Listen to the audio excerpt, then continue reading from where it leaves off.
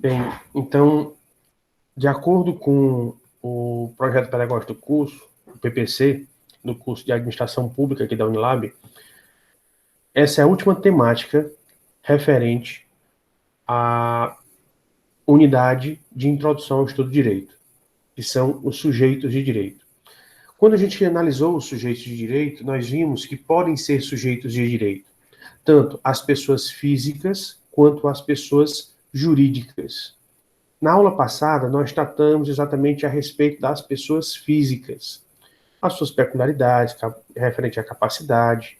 Estudamos a capacidade de direito, a capacidade de fato, o início e fim da pessoa jurídica, os problemas referentes à ausência, referente à capacidade, né, a capacidade relativa, a incapacidade relativa, a incapacidade absoluta e a capacidade ou a maioridade. Isso tudo referente à pessoa física. Mas falta nós encerrarmos o nosso estudo tratando exatamente da pessoa jurídica. E o que é que acontece? Antes da gente ler uma definição sobre pessoa jurídica, é importante que a gente tenha uma ideia do que é a pessoa jurídica.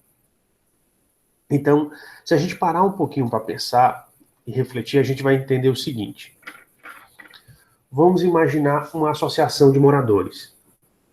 Na associação de moradores, ela, se forem tomados os procedimentos necessários, ela vai formar uma pessoa jurídica. Mas entenda, digamos que é uma associação de moradores composta de 100 moradores. Essa associação de moradores, ela vai estar exatamente igual às vontades e às impressões e à impressão de mundo e vai realizar todas as atividades que uma pessoa dessa associação quiser ou que a maioria quiser. O que é que vocês acham?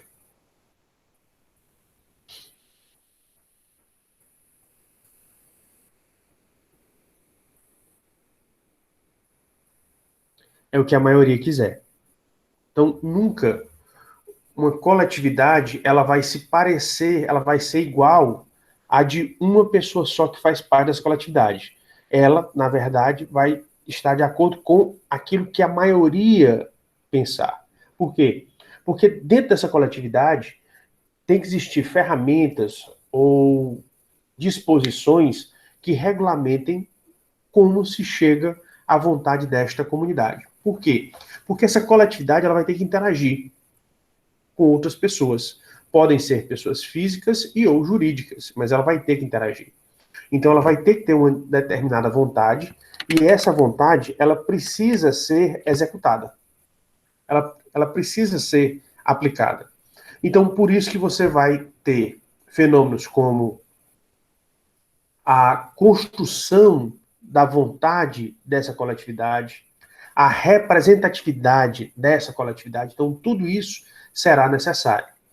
Então, como essa coletividade ela vai ter uma atuação, e aí você pode até dizer uma vida distinta da dos seus membros, da de todos os seus componentes, você pode dizer que esta coletividade ela teria uma vida própria. Então, por isso que dentro do direito surgiram várias teorias para explicar a chamada pessoa jurídica.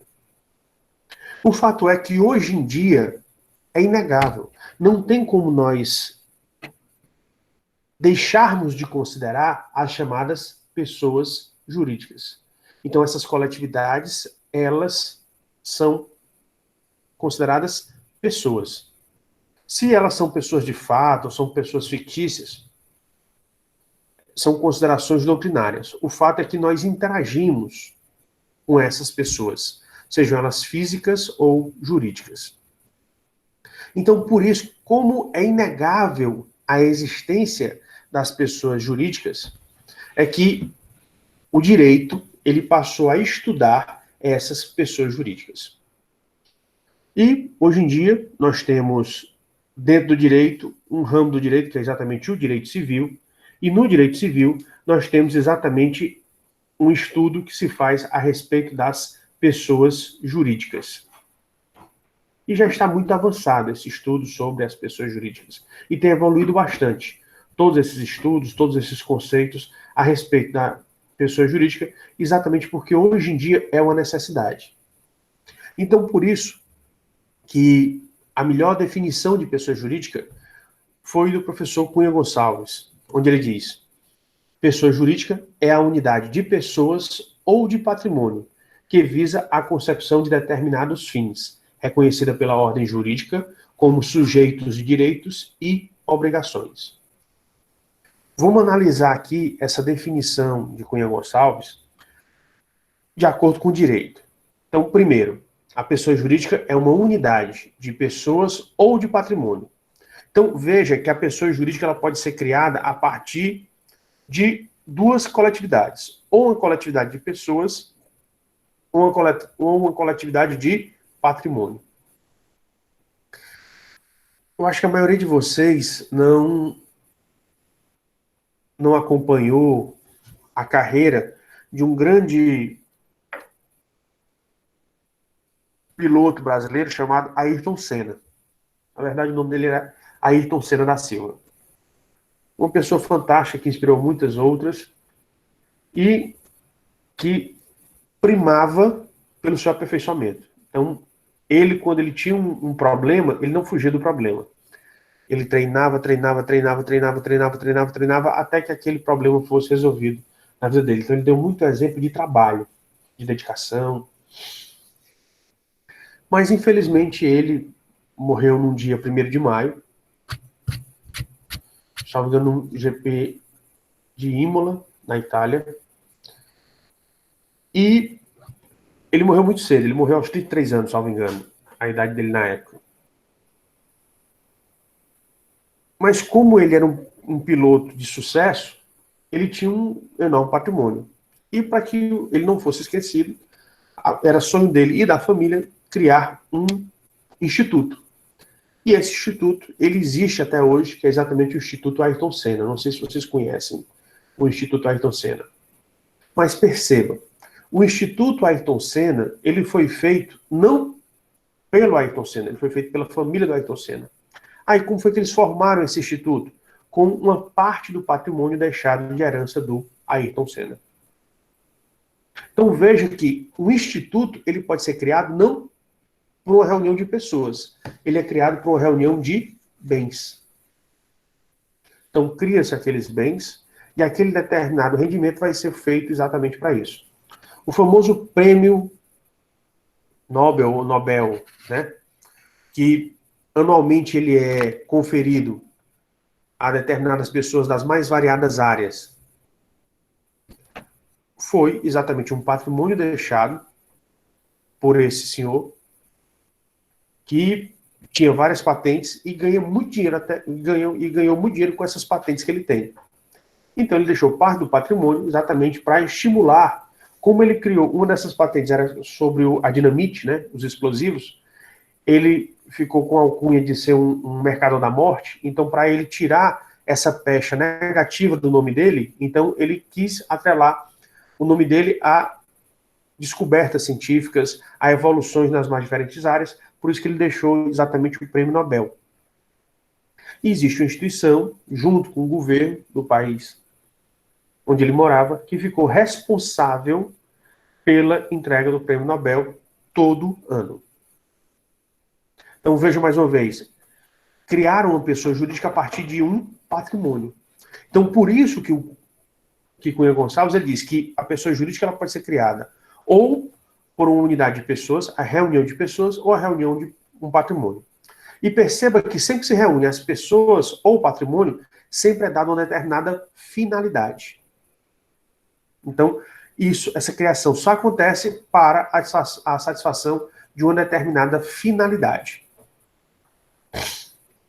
Então, é um fato que a pessoa jurídica ela só vai ser criada pela reunião de pessoas ou a reunião de patrimônio. E por que existe essa reunião? Por causa de uma finalidade ou algumas finalidades. Perceba que essa reunião de pessoas ou de patrimônio, ela tem que ocorrer de acordo com a lei. Por isso que ele diz, reconhecida pela ordem jurídica. E a lei reconhece essa reunião de pessoas de patrimônio De que modo? Como sujeito de direito. Porque se você lembrar, o primeiro conceito de sujeito de direito é exatamente aquela pessoa que é capaz de ter direitos e obrigações. Então, se a lei reconhece que essa pessoa jurídica ela também é sujeito de direitos e obrigações, ela também vai ser considerada um sujeito de direito. Então, perceba que a definição é bastante simples. E ela reflete tudo aquilo que a gente estudou até agora. Então, o fato é que essa reunião de pessoas, ou essa reunião de patrimônio com essa determinada finalidade, ela vai ter vida própria. E a partir do que ela tem vida própria, as pessoas vão se relacionar com esse ente ou com essa instituição. E as pessoas têm que saber se relacionar com esse ente ou com essa instituição. Dado esse primeiro passo, essa primeira análise, a gente precisa evoluir. Por quê? Porque a pessoa jurídica, uma vez que ela foi criada, ela foi evoluindo com o decorrer do tempo. A primeira constatação é que hoje em dia a pessoa jurídica não existe somente dentro dos países, mas ela também existe fora dos países. Então, no Brasil existem pessoas jurídicas, na Argentina existem pessoas jurídicas, na Alemanha existem pessoas jurídicas, nos Estados Unidos existem pessoas jurídicas. Então você precisa distinguir essas pessoas jurídicas, até porque cada uma delas vai ter um tratamento diferenciado de acordo com a legislação.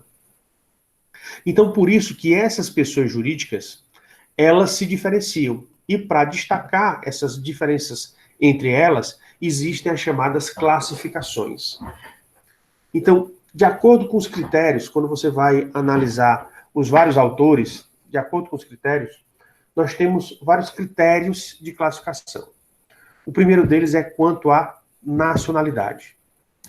Ou seja, uma pessoa jurídica, ela pode ser nacional ou ela pode ser estrangeira. O que é isso? Nacional pode ser que ela foi formada no seu país, pode ser que a sede dela seja no seu país. Então, se a sede é no mesmo estado onde ela está, ou a sua formação foi no mesmo estado onde ela se encontra, ela é considerada nacional. Para todos os outros estados, ela é considerada estrangeira. E vocês perguntam, mas professor, por que é que eu preciso distinguir as pessoas jurídicas em nacionais ou estrangeiras? Porque o tratamento jurídico que é dispensado a elas é diferenciado. Uma pessoa jurídica nacional, ela tem determinados direitos e deveres, ou direitos e obrigações. A pessoa estrangeira vai ter outros direitos e deveres. Por quê? Porque a norma aplicável a ela vai ser diferenciada. Vocês já devem ter estudado na economia as políticas públicas de defesa da indústria nacional. E aí o que acontece? A indústria nacional, geralmente os países visam proteger a indústria nacional de quem?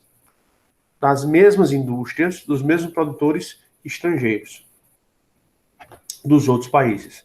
Então, por isso que tem determinadas políticas, principalmente fiscais, ou de estímulo, que são voltadas somente para as nacionais. As estrangeiras não recebem.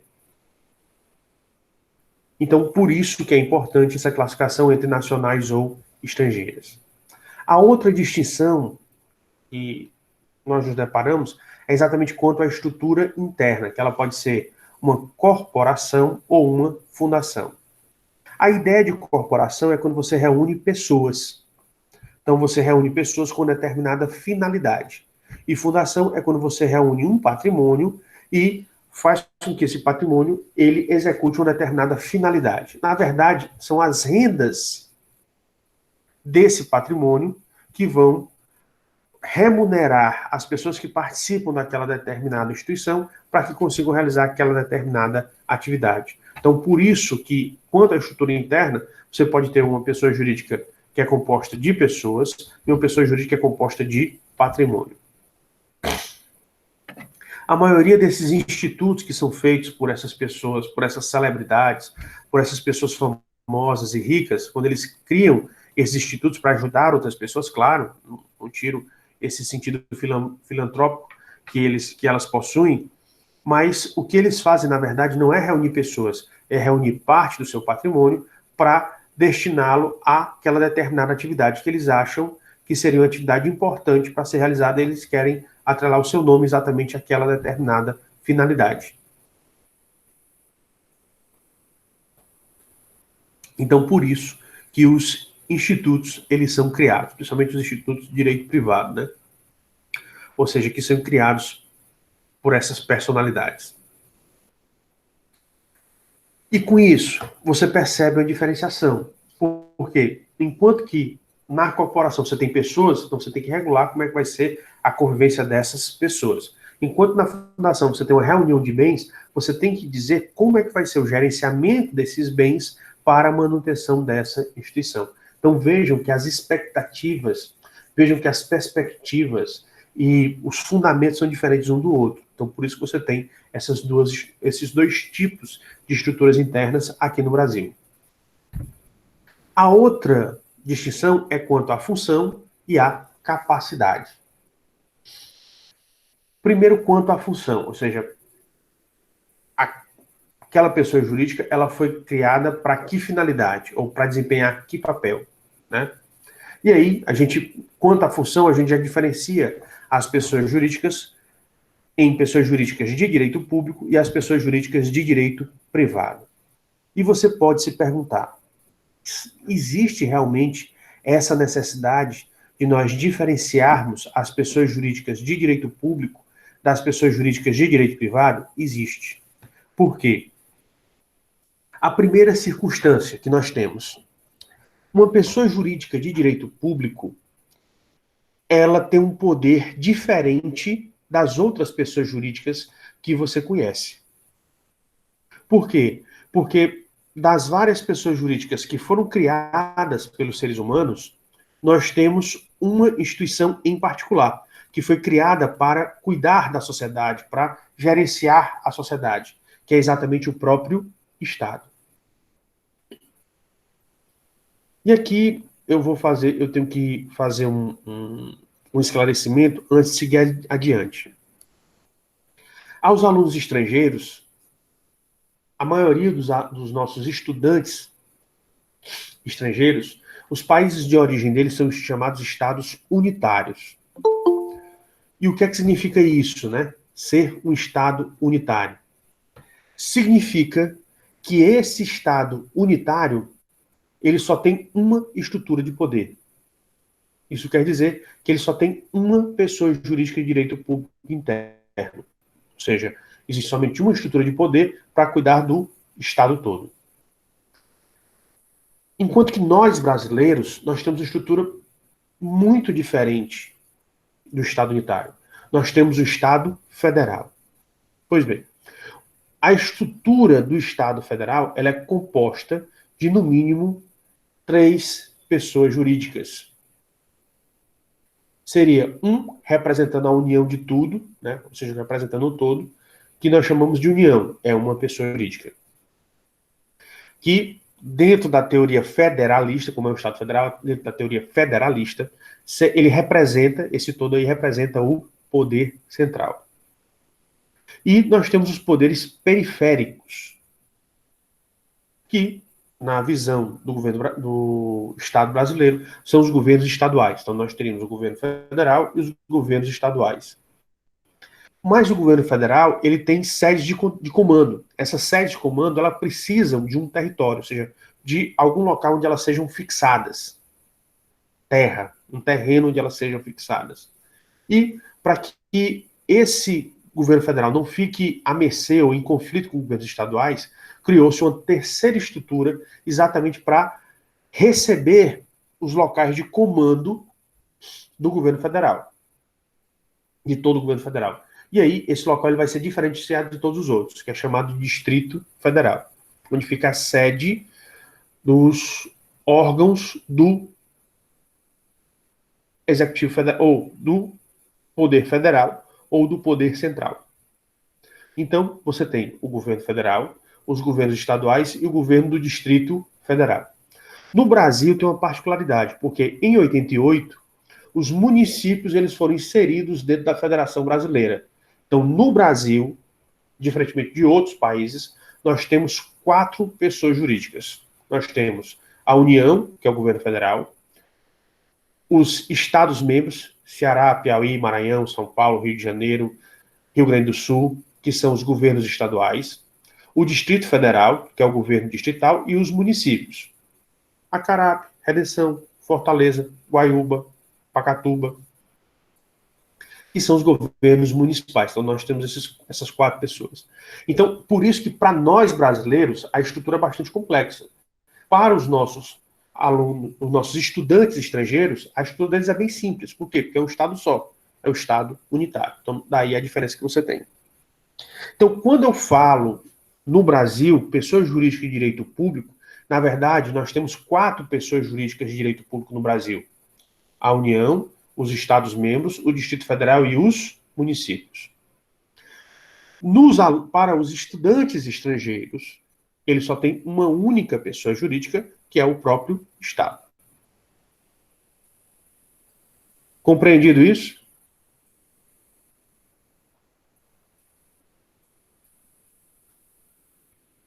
Professor, Sim, Pois não? essa divisão tem a ver também com a descentralização? Porque quando a gente vai estudar no Brasil, o federalismo ele é baseado exatamente na descentralização administrativa. Enquanto que no Estado unitário é baseado na desconcentração. Então são 2 fenômenos diferentes, mas aí esses fenômenos vocês vão estudar de maneira mais aprofundada. Vocês já deveriam ter uma certa noção deles em ciência política, e vocês vão aprofundar essa diferenciação desses 2 fenômenos, da descentralização e da desconcentração, na disciplina de Direito Administrativo 1. Tá certo? Você tá certo, Adriano. É só que a gente vai tratar aqui a gente, infelizmente, não tem tempo suficiente para a gente tratar sobre isso, mas é um assunto bastante interessante e vai ser muito importante lá no direito administrativo, você entender exatamente esses 2 conceitos, esses 2 institutos. Tá bem, professor. É que eu queria saber, né, se nessas 2 formas de governo, né, se assim posso referir, qual serve melhor para a efetivação, né, por exemplo, não simplesmente as políticas públicas, mas também no concerne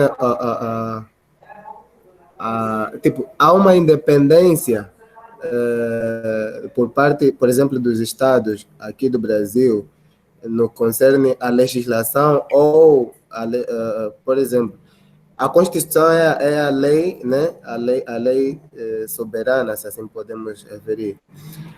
Então, no caso, há uma independência que a Constituição prevê, ou uma outra lei, né, vigente prevê para dar uma certa independência dos estados no concerne à lei, professor, as leis assim regidas em cada estado. Porque, por exemplo, professor, eu estava tentando saber, por exemplo, sobre os processos de renovação de visto em Santa Catarina. Eu vi que há alguns trâmites que são bem mais rigorosos. Então, eu gostaria de saber se isso também tem a ver com a diferenciação de estado. Certo, vamos aqui.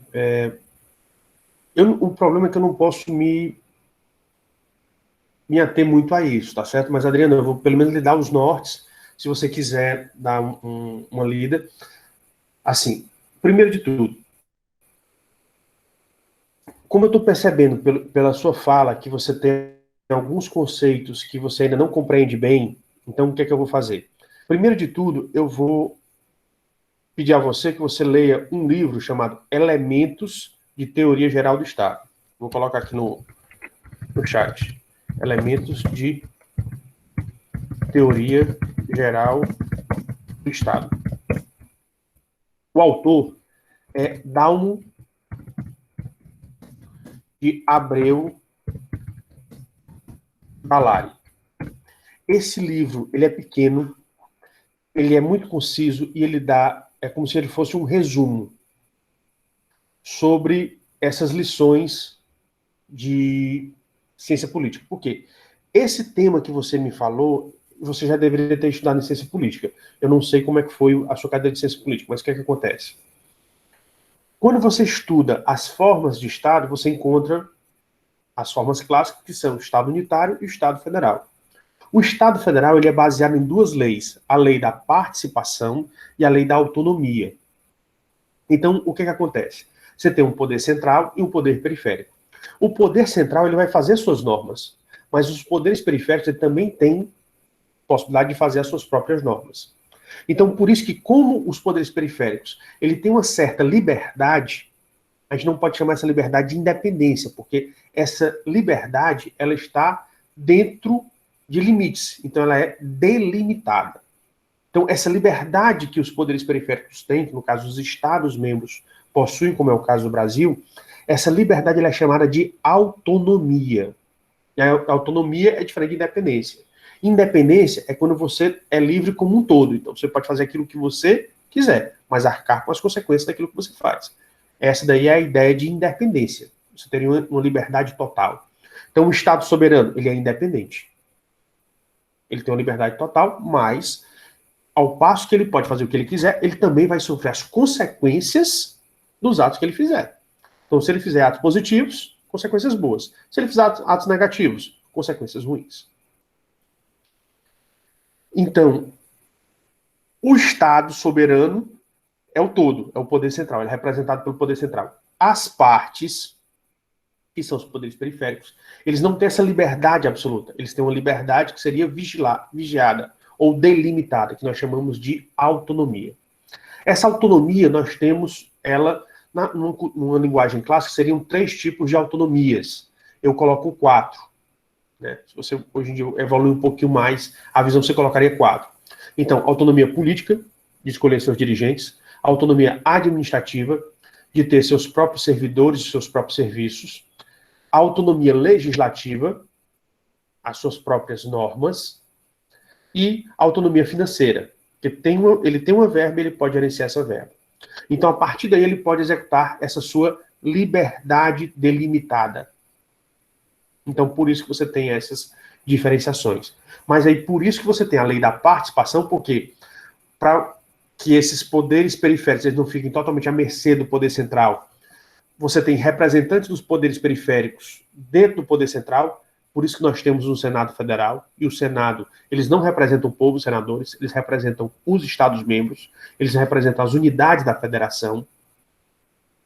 E, além de você ter a lei da participação, que tem várias as outras situações, você também tem a lei da autonomia, que seria essa concessão de uma liberdade dentro de limites para cada um dos membros. Então, por isso que você pode ter algumas distinções de procedimentos. Uma coisa que é feita no estado do Ceará não é feita no estado do Piauí, do Maranhão ou de Santa Catarina. E aí você tem essas distinções, tá certo? Então, quando você lê esse livro, Elementos de Teoria Geral do Estado, de Dalmo de Abreu Dalari, você vai ter uma boa ideia sobre isso. Sendo que não compare a Federação Brasileira à Federação dos Estados Unidos, porque a criação, a origem delas é diferente. Então, como a origem delas é diferente, também a evolução delas foi diferente. E na evolução delas, elas não se encontram. Elas continuam ainda com um tratamento diferenciado. Tudo decorrente das suas origens. Enquanto que no Brasil, a formação da Federação Brasileira foi centrífuga, saindo do centro para a periferia, nos Estados Unidos foi o inverso. Foi uma federação centrípeta, onde saiu da periferia e foi para o centro. Então, por isso que você vai ter uma distinção entre a Federação Brasileira e a Federação Estadunidense. Tá certo? Me desculpa eu não ter mais tempo para discorrer sobre isso, mas é porque realmente não é o foco da nossa disciplina. Mas se você ler o livro do professor Dalari, você vai conseguir isso daí. E no final das aulas, se você quiser tirar alguma dúvida, também estou à disposição. Tá certo, Adriano? De nada. Bons estudos e espero que você tenha essa condição. E, assim, no final da aula, também fica à disposição para lhe ajudar, tá bom? Mas deixa eu fazer esse parênteses aí, vamos voltar aqui para a nossa aula, né? Então, as pessoas jurídicas de direito público. Essas pessoas jurídicas de direito público, elas vão estar interligadas ao Estado. Então, ou vão ser o próprio Estado, no caso dos Estados unitários, ou vão integrar o Estado. No Brasil, é o caso do governo federal, dos governos estaduais, do governo do Distrito Federal e os governos municipais. Nós temos esses 4 tipos de pessoas jurídicas. Sendo o seguinte, hoje em dia, algum Estado, ele consegue viver sozinho? Hoje o mundo ele é globalizado, principalmente pelos fenômenos que a gente enfrenta, né? O fenômeno hoje em dia das mídias sociais, da internet, da globalização, a globalização em vários sentidos, no sentido político, econômico, jurídico, social, tem vários. Então, hoje em dia as pessoas não vivem mais sozinhas, elas não vivem mais isoladas. Então, exatamente por essa situação, você começa a perceber que as pessoas jurídicas, elas têm um aspecto interno e externo. Por quê? Internamente, no Brasil, você tem essas quatro pessoas jurídicas. Você tem o governo federal, os governos estaduais, o governo distrital e os governos municipais. Você tem 4 pessoas jurídicas. Mas externamente, você conversa com todas elas ou só com uma? Externamente você conversa somente com uma, que é exatamente o Estado brasileiro. E quem é que representa o Estado brasileiro externamente? Alguém sabe ou poderia me falar? É exatamente o governo federal. Lembrem-se que o termo dado ao governo federal é o quê? União. União porque representa o todo. Então, externamente só aparece uma pessoa. Então, por isso que você diz que essas pessoas jurídicas de direito público, elas vão ter um aspecto interno e um externo. No Brasil, o aspecto interno, existem 4 pessoas jurídicas de direito público interno. União, Estados-membros, Distrito Federal e municípios. Mas fora, só existe uma pessoa jurídica, que é exatamente o Brasil, representado exatamente pelo governo federal. Já outros países, por exemplo, na maioria dos nossos estudantes estrangeiros aqui, né? Geralmente os países deles, eles são um Estado unitário. Então, é uma pessoa jurídica de direito público interno e, como eles só são uma estrutura, ela funciona tanto internamente quanto externamente. Então, existe só uma estrutura interna e, consequentemente, só uma estrutura externa. É por isso que eu disse. Para eles é mais fácil de entender dessa maneira. Para nós brasileiros, a estrutura é um pouquinho mais complexa na parte interna. E aí você pergunta, mas por que essas pessoas jurídicas de direito público, elas são tão diferentes das outras pessoas jurídicas? Elas são diferentes das outras pessoas jurídicas por quê? Porque o Estado ele tem um poder que é diferente de todos os outros. É diferente do poder de todas as outras instituições, que é exatamente a soberania, ou o poder soberano. E lá em ciência política, vocês já aprenderam isso. O que é a soberania, pessoal?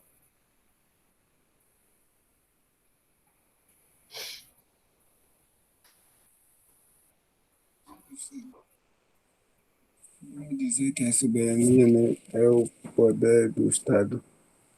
Certo, poder do Estado. E como é que você percebe ele, ou como ele se apresenta?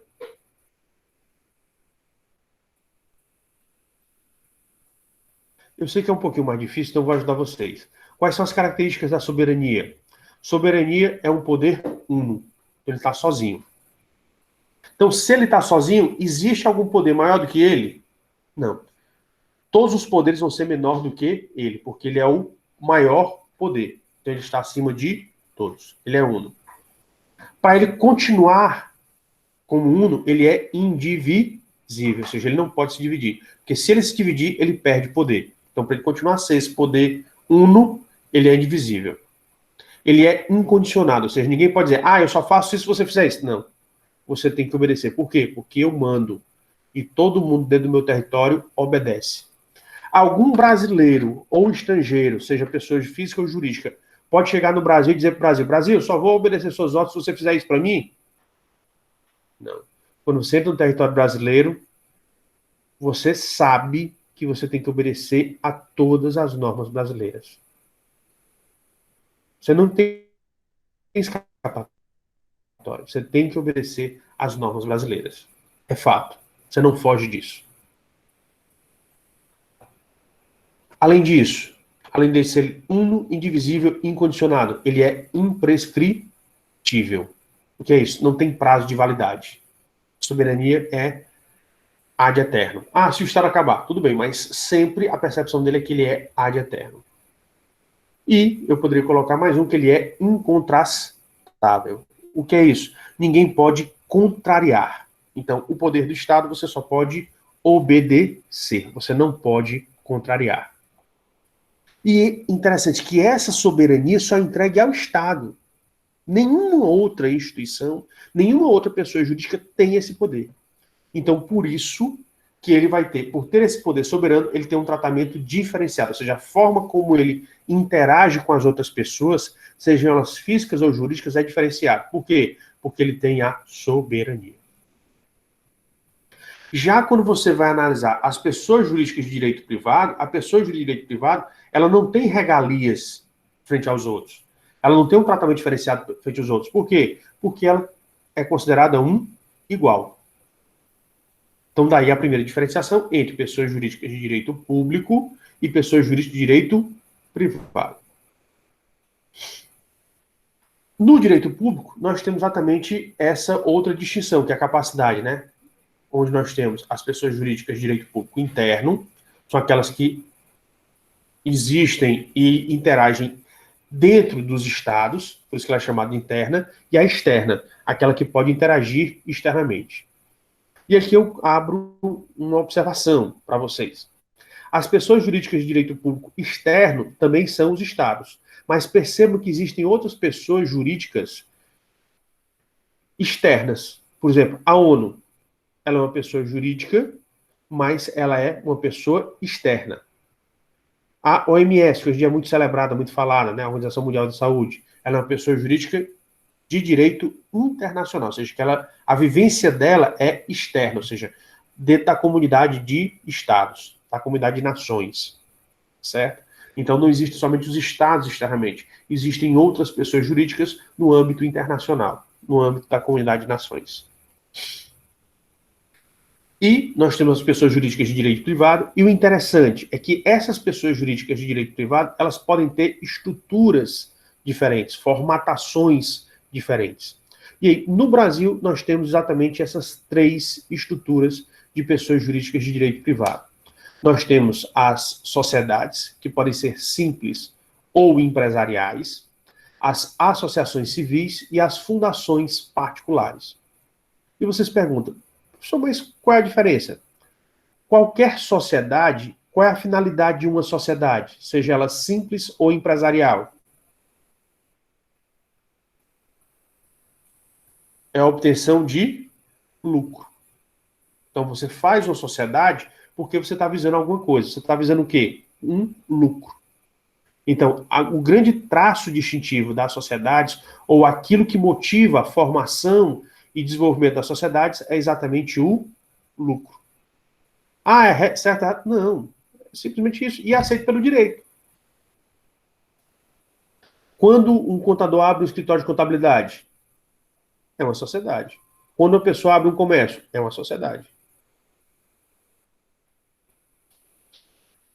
Além disso, nós temos as associações civis. As associações civis, elas diferem das sociedades, por quê? Porque elas não, é uma reunião de pessoas, mas não tem finalidade lucrativa. Então, as associações civis, elas são uma reunião de pessoas, mas que não tem finalidade lucrativa.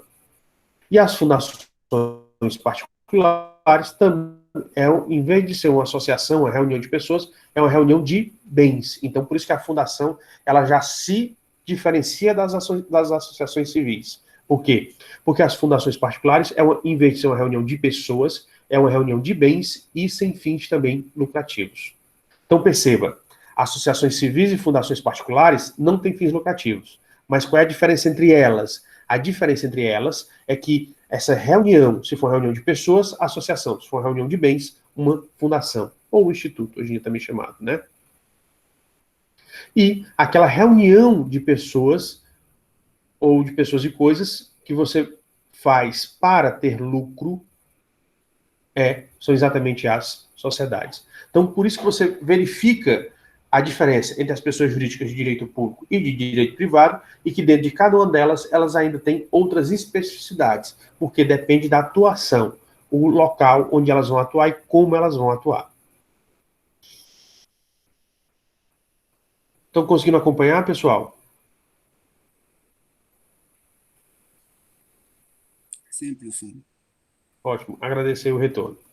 Então, uma vez que a gente conseguiu entender essas pessoas jurídicas, o próximo passo que a gente tem para entender, da mesma forma que nós fizemos com as pessoas físicas, é entender o início e o fim dessas pessoas jurídicas.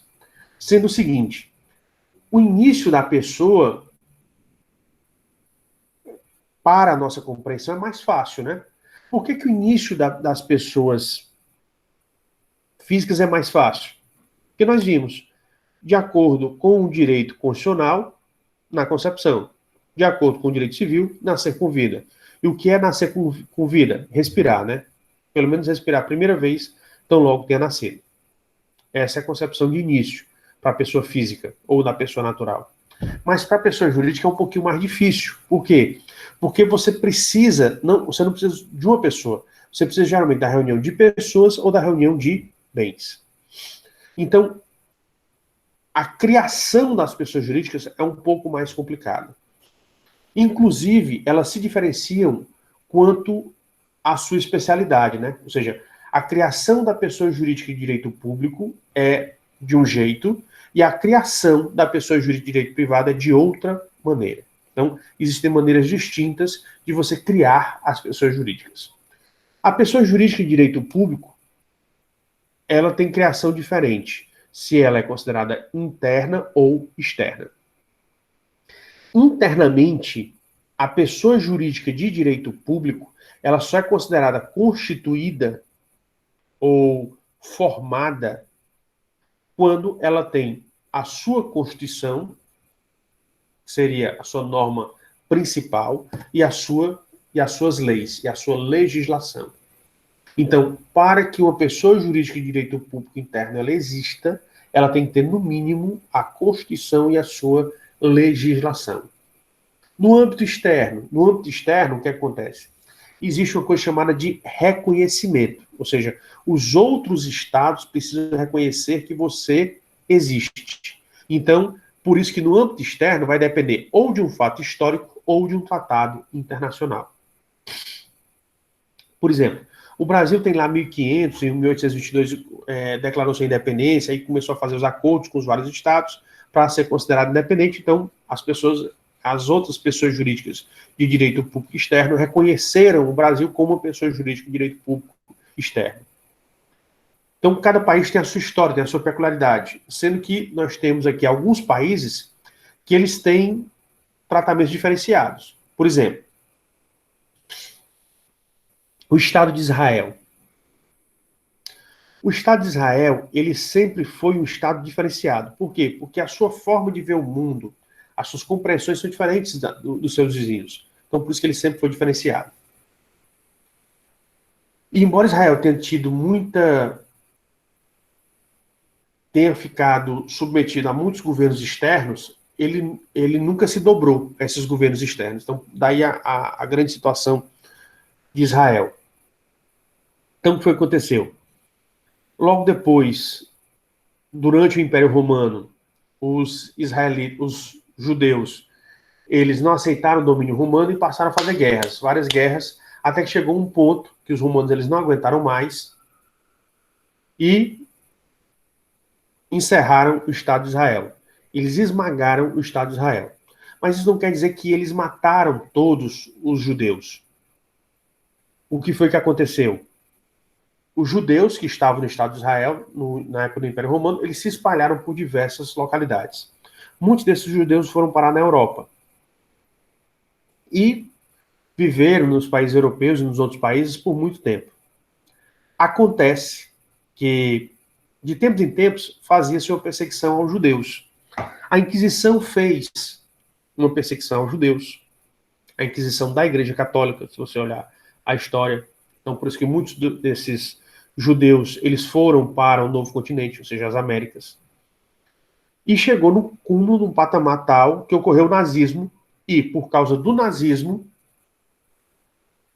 ou em resposta ao nazismo, o mundo ele não podia, ele ficou sem saber o que fazer com os judeus. Então criou-se a ONU e na ONU deliberaram a criação do Estado de Israel. E aí o que acontece? Nessa região onde hoje é o Estado de Israel, você tinha vários outros estados. O que foi que os judeus fizeram? Assim que a ONU ela autorizou, Israel disse: beleza. A maioria dos judeus eram ricos e tinham amigos ricos. Então, o que foi que eles fizeram? Eles pegaram todos os judeus espalhados pelo mundo, dizendo: pessoal, nós precisamos retornar para a terra que foi prometida a nós por Deus. E aí, o que foi que aconteceu? Israel chegou de uma vez e abriu espaço. Chegou para os outros e disse: ó, sai daqui. Esse lugar é meu. Então, ele simplesmente invadiu e expulsou. Ah, tá certo, tá errado? Tem questões históricas. Então, não está de todo certo, não está de todo errado. Então, aqueles países que foram expulsos quiseram fazer guerras em resposta, mas todas as guerras que tentaram reconquistar aquele terreno que foi retomado por Israel, deram errado. Então, por isso que Israel está lá até hoje. Tem muitos vizinhos que não gostam deles, mas ele está lá até hoje. Ele se mantém até hoje. E ninguém tem mais condições de tirar o Estado de Israel. Então, por isso que você vê que um Estado ou uma pessoa jurídica de direito público externo, ela vai depender ou de um fato histórico, ou de um tratado, ou de vários tratados internacionais dando esse reconhecimento. O fato é que a forma de constituição, de origem, de início de uma pessoa de direito público externo, de direito público, seja interno ou externo, tem as suas peculiaridades. E essas peculiaridades, elas têm que ser preservadas.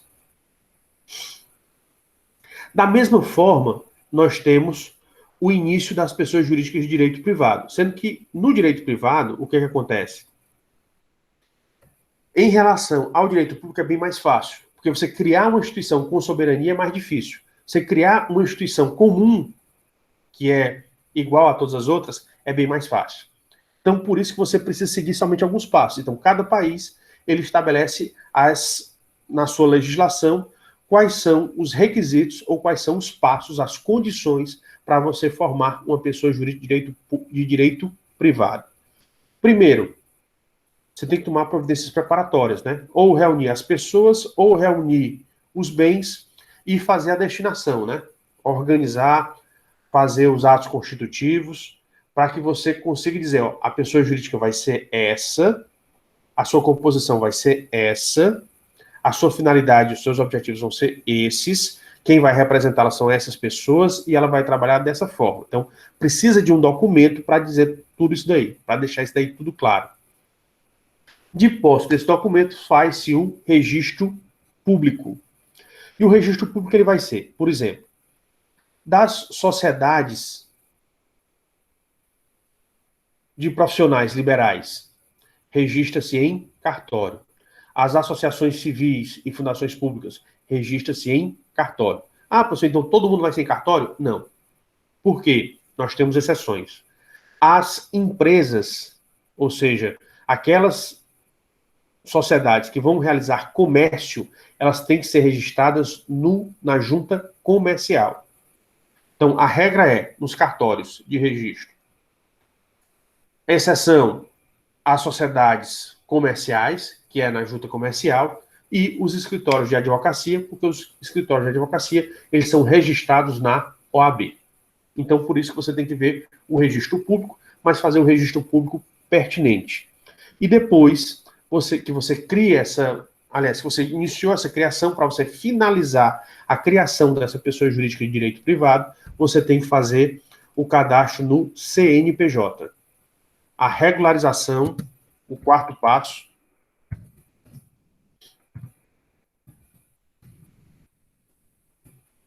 exatamente a regularização da sua pessoa jurídica perante a Receita Federal. Ah, quando é que eu sei que ela está regularizada perante a Receita Federal? Quando ela tem o seu CNPJ. Aí sim, depois que você toma as providências preparatórias, cada uma tem as suas providências pertinentes. Depois que se faz o ato constitutivo, depois que você consegue fazer o registro público no órgão competente ou no setor competente, e você regulariza perante a Receita Federal, ou seja, você recebe o CNPJ, quer dizer que você conseguiu constituir a sua pessoa jurídica. Certo? Pessoa jurídica de direito privado, que é direito público, ela é diferenciada, como a gente já mostrou para vocês. Então, então você percebe que a formação de uma pessoa jurídica, como ela representa uma coletividade, é mais difícil do que quando você compara ela ao início de uma pessoa física ou uma pessoa natural, que vem de um processo natural, né? Que tem a gravidez, o nascimento e assim por diante. Da mesma forma, qual é o fim da pessoa física ou pessoa natural? É a morte, quando ela falece. Mas nem todas as pessoas físicas a gente consegue constatar o falecimento. Então, por isso que tem o Instituto da Ausência. E a gente já estudou, inclusive, na aula passada, né? Na aula anterior.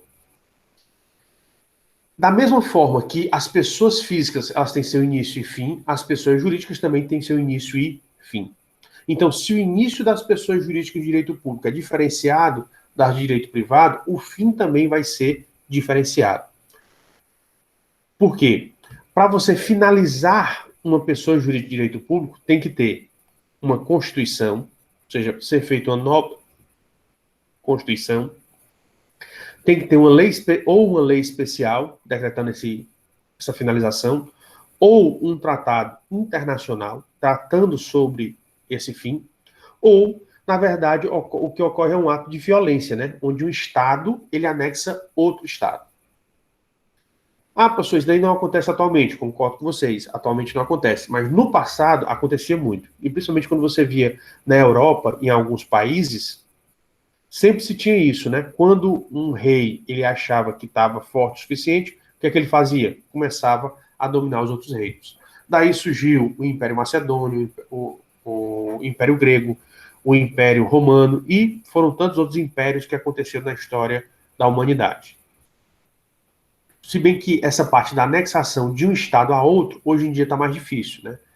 Graças a Deus, nós não temos mais essas brutalidades. Mas ainda continuam a ocorrer algumas guerras entre os estados. Inclusive guerras civis e revoltas populares, né? Que o diga aí, quem quiser estudar depois, o próprio Sudão do Sul.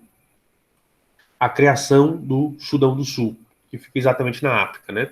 Acho que é na África Central, a localização dele, né? Pois bem, então, assim como a criação de uma pessoa jurídica com soberania é difícil, a finalização dela também. Por quê? Porque essa pessoa jurídica, como ela tem soberania, ela vai tentar se preservar, ela vai tentar subsistir, sobreviver naquilo que ela puder. Então, por isso que você tem que a finalização dela é tão complicada. E por isso que só pode ser feita de algum desses meios que a gente está aqui mostrando para vocês.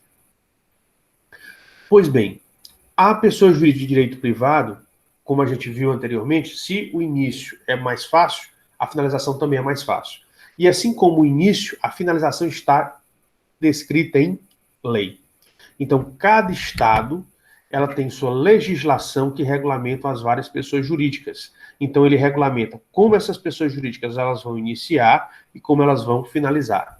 Aqui, o que eu posso, nesse momento, passar para vocês são exatamente as exigências legais do Brasil, do Estado brasileiro, para a finalização das pessoas jurídicas de direito privado. Então, no Brasil, você pode ter uma pessoa jurídica de direito privado, ela finalizando em decurso, por causa do seu decurso do prazo de duração. E você começa a pensar e diz, poxa, mas tem pessoas jurídicas que têm prazo de duração? Tem. Por exemplo, o Brasil, ele sediou a Copa do Mundo em 2014. Copa do Mundo existe sempre? Não. Ah, mas a Copa do Mundo é feita pela FIFA. E a FIFA é uma pessoa jurídica de direito público interno ou externo? Ou pessoa jurídica de direito interno ou direito internacional? É uma pessoa jurídica de direito internacional. E a FIFA, ela não faz a Copa do Mundo sozinha, ela precisa do apoio do governo. Então, por isso que muitas vezes o governo ele cria uma nova pessoa jurídica somente para tratar da Copa do Mundo em conjunto com a FIFA. Tão logo a Copa do Mundo acabe, no máximo um ano depois, que é exatamente o período de desfazer as coisas que foram feitas, essa pessoa jurídica, ela finaliza. A mesma coisa do COI, o Comitê Olímpico Internacional, e os países que fazem as suas Olimpíadas. Eles também criam pessoas jurídicas para interagirem com o COI, fazem as Olimpíadas. Ao término das Olimpíadas, ele tem que desfazer as estruturas, tem que resolver as situações que ficaram pendentes, e ele tem um ano para resolver essas pendências, e depois ela é desfeita. Então, existem pessoas jurídicas que elas são feitas com prazo certo. Elas começam em determinada data e a previsão é que elas terminem em tal data. É o caso dessas pessoas jurídicas que vão tratar da Copa do Mundo e dos Jogos Olímpicos. Ah, mas e se tiver novos Jogos Olímpicos? No Brasil, nunca tinha tido Jogos Olímpicos, desde a sua criação. Se você vê Tóquio, vai começar sexta-feira agora, ela teve na década de 60, e agora está tendo em 2020. Ou seja, muito tempo depois, 60 anos depois, praticamente. Né? Então, você percebe que não são estruturas que podem ficar no seu estado. Elas vão ser criadas somente quando necessárias. Então, tem estruturas que vão continuar pelo decurso, que podem finalizar pelo decurso de prazo. Outras, por dissolução deliberada dos membros. Então, digamos, você monta uma associação para realizar uma determinada atividade, mas no decorrer da existência dessa associação, as pessoas discutem e não querem mais continuar. Elas podem dissolver.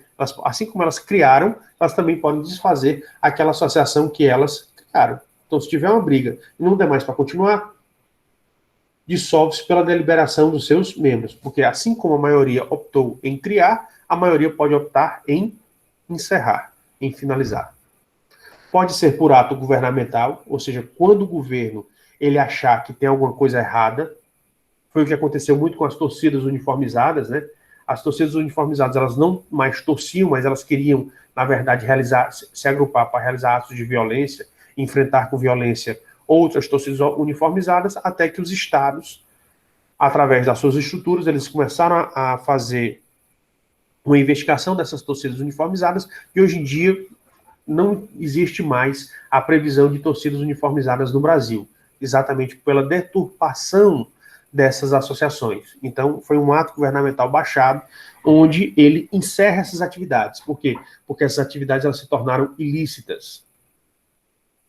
A maioria delas praticava violência ou se dedicava à violência, né? E pode ocorrer também por dissolução judicial.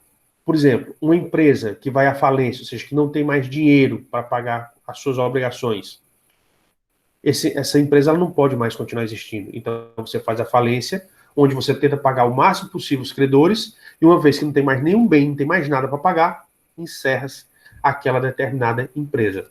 Dissolução judicial, onde é dissolvido através de um processo e por decisão de um juiz, que diz que aquela empresa ela não tem mais condições de existir. Então, você viu que existem várias situações, e todas elas, o encerramento, a finalização das pessoas jurídicas de direito privado, elas estão sempre previstas dentro da legislação.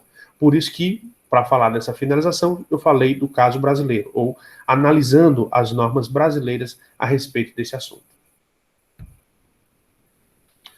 Meus caros, alguma dúvida a esse respeito das pessoas jurídicas de direito, aliás, das pessoas jurídicas em geral?